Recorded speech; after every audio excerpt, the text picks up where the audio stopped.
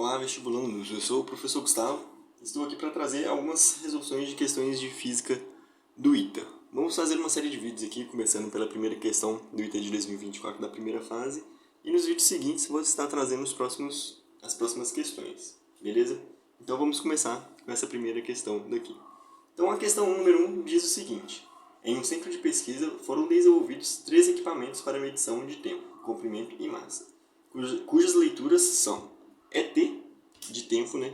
Então, o primeiro equipamento vai estar medindo o número de contagens, que ele chamou de ET, contagens.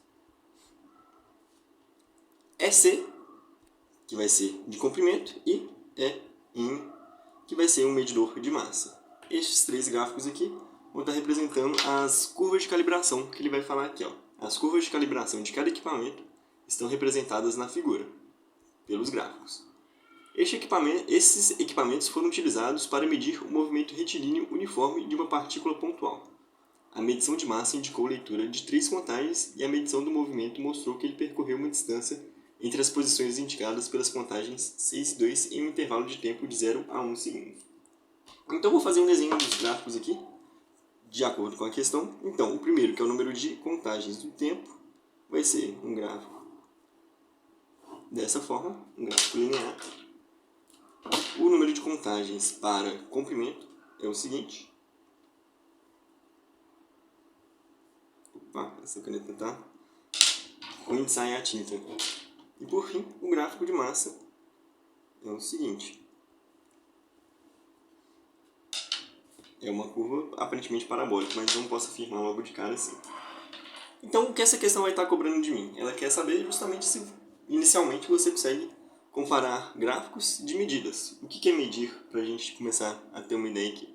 Medir nada mais é do que comparar valores. Então, eu defino uma unidade básica e a partir dessa unidade básica eu consigo comparar aquilo que eu estou medindo com diversos parâmetros. Então, por exemplo, se eu defino que, vamos fazer uma folha daqui de trás, que este comprimento aqui vai ser um comprimento que eu vou chamar de uma unidade qualquer.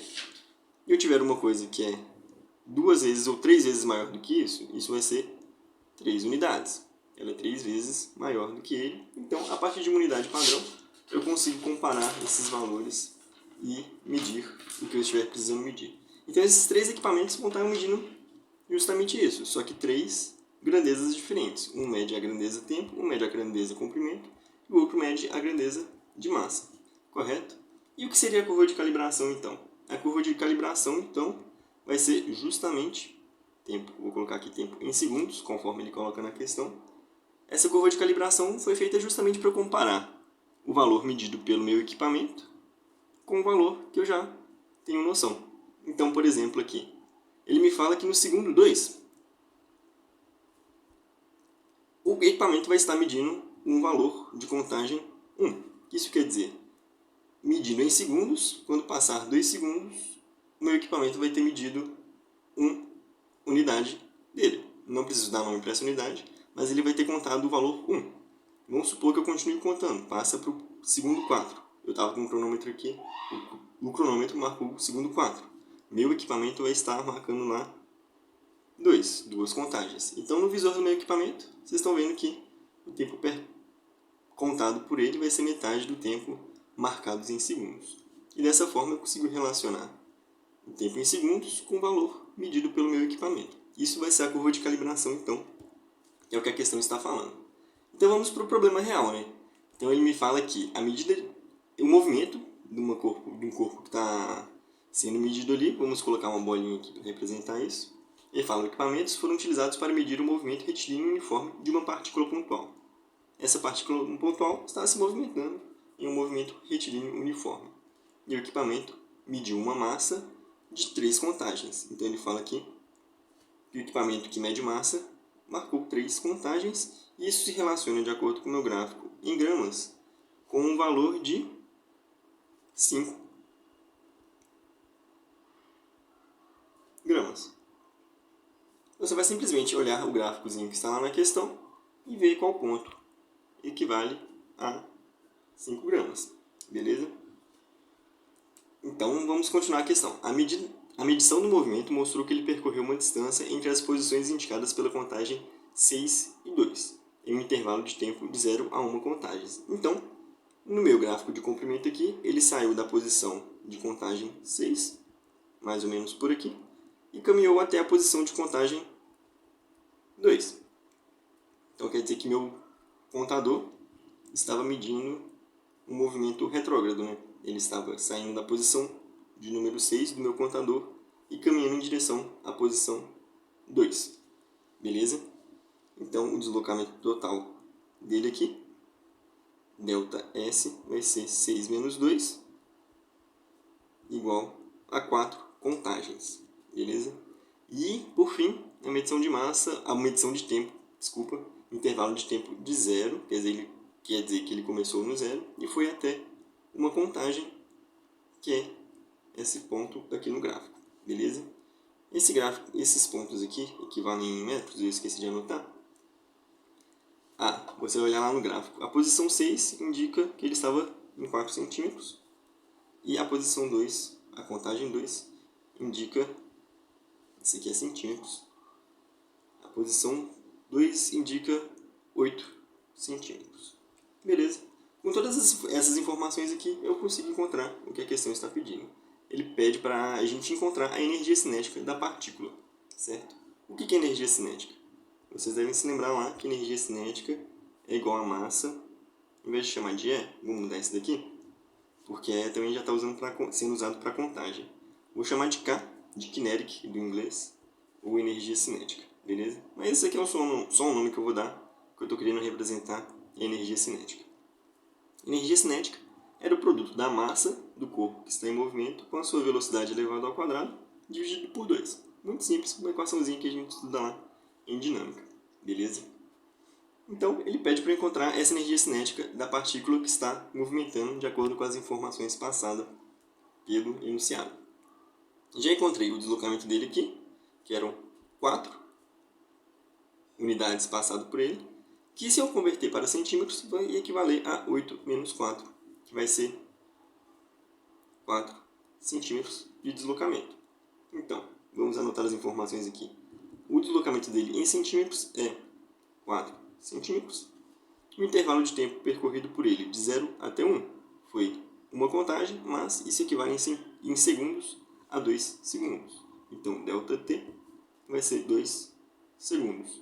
Por fim, a massa contada por ele era de 3, mas olhando pelo gráfico, nós encontramos que isso equivale a 5 gramas. Show? Esses são os dados passados pela minha questão. Posso fazer contas direto com ele? Posso, mas se você olhar nas respostas da questão, você vai ver que está tudo em joules. Então, o ideal vai ser eu converter tudo isso para unidades padrões do Sistema Internacional, SI, para depois fazer minhas contas. Isso vai ficar muito mais fácil minha resolução, porque eu já vou encontrar uma resposta direto do padrão do Sistema Internacional, que é joules. Beleza? Então, para começar, ΔS, vamos converter ele para a unidade padrão do Sistema Internacional. De centímetros, eu tenho que converter para metros. O que eu gosto de fazer é centímetros, equivale a 10 elevado a menos 2, cent, 0,01 metro. Então, isso aqui vai ser equivalente a 4 vezes 10 elevado a menos 2 metros. Segundos. Segundos já é a unidade padrão do Sistema Internacional, então eu posso manter 2 segundos. E massa, eu esqueci de anotar aqui, 5 gramas. A unidade do padrão do Sistema Internacional é em quilogramas. Gramas equivale então apenas a 10 elevado a menos 3 quilogramas. Então eu posso colocar que a massa aqui é equivalente a 5 vezes 10 elevado a menos 3 quilogramas. Depois eu posso fazer uma revisão dessas conversões de unidades aqui, se vocês preferirem. Mas eu já fiz aqui direto para agilizar um pouco nossas contas, beleza? Então esses são os valores que eu vou estar utilizando para resolver a minha questão, beleza? Eu quero encontrar então a energia cinética. A massa é quanto? 5 vezes 10 elevado a menos 3 quilogramas. A minha velocidade eu ainda não sei, mas eu sei que velocidade equivale a variação da posição ou deslocamento em função ou sobre o intervalo de tempo. Então eu posso vir aqui e jogar essa informação no meu enunciado. Vai ser ΔS sobre ΔT, sendo que ΔS é 4 vezes 10 elevado a menos 2 metros, dividido por 2 segundos. Tudo isso elevado ao quadrado e dividido por 2. Agora é resolver essa expressãozinha daqui. Vamos por partes. Primeiro, 5 vezes 10 elevado a menos 3 kg, eu vou manter. E vou fazer essa divisão do interior desse parênteses para começar. Então, 4 dividido por 2, vou ficar com 2 vezes 10 elevado a menos 2. 2 vezes 10 elevado a menos 2 metros por segundo. Unidade de velocidade. Show! Estamos acertando a conta até agora. Continuando, vamos fazer isso daqui. Eu sei que minha energia cinética vai ser igual a 5 vezes isso aqui elevado ao quadrado. 5 vezes 10 elevado a menos 3 kg vezes tudo que está aqui dentro elevado ao quadrado. Eu vou ficar com 4 vezes 10 elevado a menos 2 elevado ao quadrado, 10 elevado a menos 4 metros ao quadrado por segundo. As unidades eu também tenho que realizar a potênciazinha. Ops, o Szinho ficou cortado aqui. Também tenho que realizar minha potência ali para continuar mantendo a minha conta aqui, beleza? Então, energia cinética vai ser o resultado dessa operação daqui. Eu posso simplificar o 4 com 2. Vou ficar com 2, que multiplicando com 5 fica 10 vezes 10 elevado a menos 3 vezes 10 elevado a menos 4, 10 elevado a menos 7. O quê? Quilogramas metros ao quadrado por segundo ao quadrado. Eu esqueci de colocar o quadrado aqui. Quilograma metro por segundo ao quadrado é a unidade que eu realmente estava procurando, que equivale a joules. Então, minha energia cinética vai ser 10 elevado a menos 7 joules. E essa é a minha resposta. Mas se você olhar lá nas alternativas, você não vai encontrar nenhuma opção igualzinha a essa daqui.